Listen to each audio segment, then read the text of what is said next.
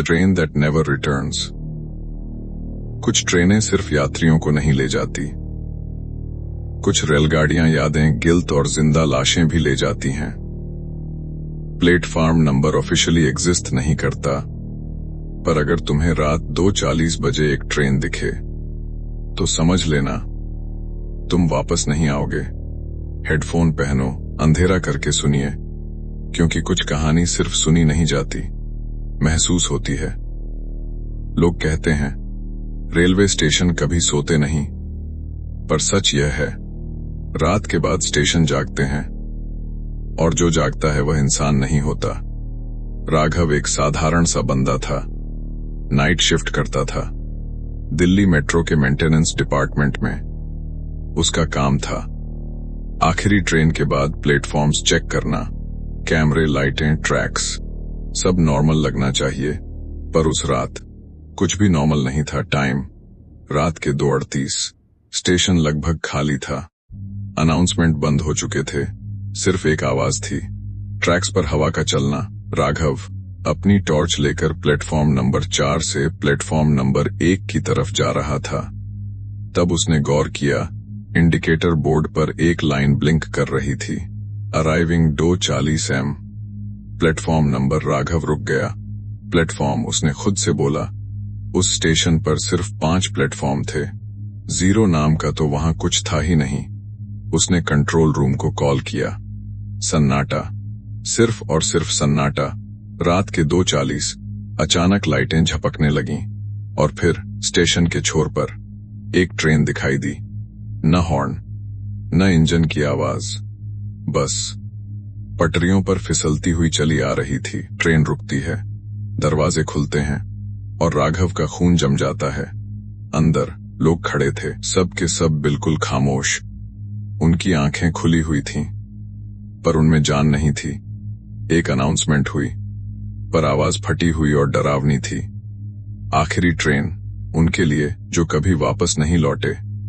राघव पीछे हटने लगा, पर तभी उसने देखा ट्रेन के कांच में उसका अपना रिफ्लेक्शन नहीं था, वहां कोई और खड़ा था, अतीत जिसे दबा दिया गया था।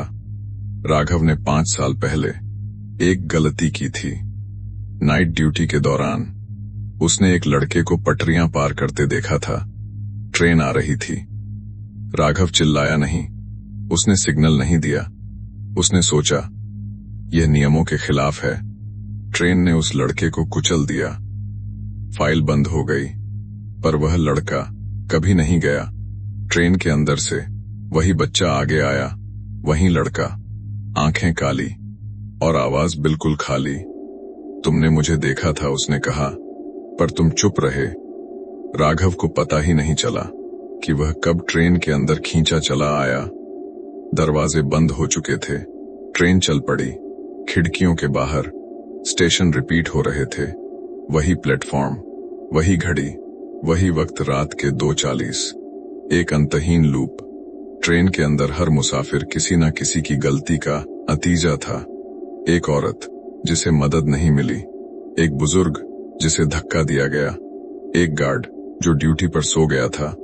अनाउंसमेंट फिर हुई, अगला स्टेशन प्रायश्चित एक्सेप्टेंस। ट्रेन अचानक रुकती है, दरवाजे खुलते हैं, बाहर वही स्टेशन है, पर इस बार प्लेटफॉर्म पर राघव खड़ा है बाहर की तरफ। अगली सुबह स्टेशन नॉर्मल है, लोग चल रहे हैं, अनाउंसमेंट हो रही हैं, पर नोटिस बोर्ड पर एक नया अपडेट है। प्लेटफॉर्म नंबर रखरखाव हेतु वर्जित, मेंटेनेंस रिस्ट्रिक्टेड।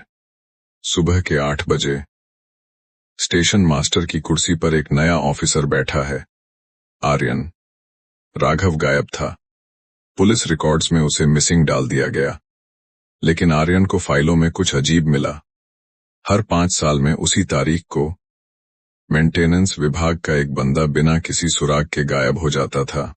रात के 2:30 बजे आर्यन सीसीटीवी फुटेज चेक कर रहा था।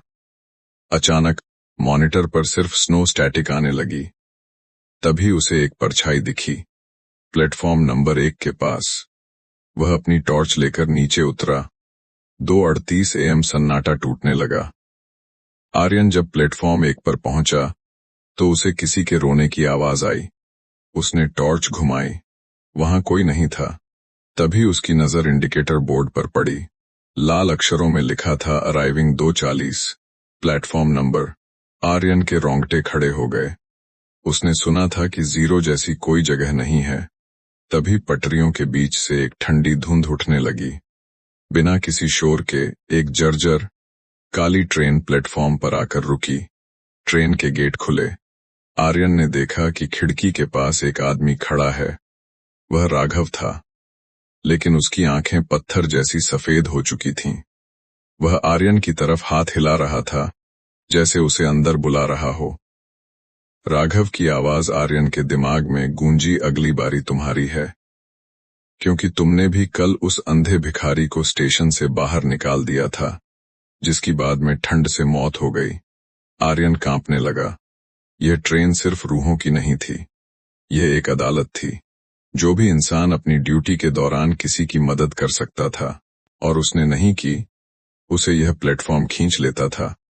तभी उस छोटे लड़के की रूह आर्यन के सामने आई। तुम इसे रोक सकते हो, लड़के ने कहा। कैसे? आर्यन ने चिल्लाकर पूछा। सच्चाई को स्वीकार करो और उस फाइल को बदलो जो राघव ने छुपाई थी। आर्यन कंट्रोल रूम की तरफ भागा। पीछे से ट्रेन की सीटियां तेज होने लगीं।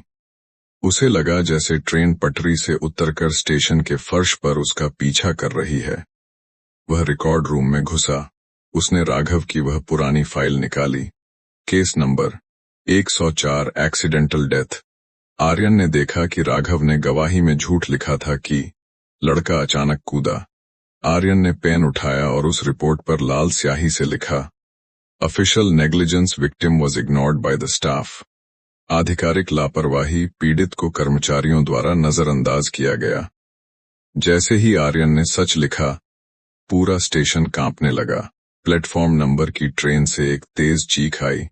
कांच टूटने लगे। अचानक रोशनी का एक धमाका हुआ और सब कुछ काला पड़ गया। अगली सुबह आर्यन स्टेशन के फर्श पर बेहोश मिला। जब उसने आंखें खोलीं तो धूप खिली हुई थी। उसने कांपते हाथों से रिकॉर्ड्स चेक किए। राघव की फाइल अभी भी वहीं थी, लेकिन उस पर लाल स्याही से लिखा नेग्लिजेंस का नोट गायब नहीं हुआ था। लेकिन एक चीज बदल गई थी। राघव अब मिसिंग नहीं था। स्टेशन के बाहर लगे शहीद स्मारक पर एक नई पट्टी लगी थी। राघव, जिसने अपनी गलती मान ली। रात के 2:40 बजे अब इंडिकेटर पर कुछ नहीं आता, लेकिन लोग कहते हैं आज भी अगर कोई कर्मचारी किसी मजबूर की मदद करने से मना करता है, तो उसे दूर से एक सीटी सुनाई देती है। प्लेटफॉर्म नंबर 0 आज भी इंतजार में है। अगर आपको यह कहानी पसंद आई तो अनसुनी कहानियों को सब्सक्राइब करें, क्योंकि हर कहानी सिर्फ कहानी नहीं होती,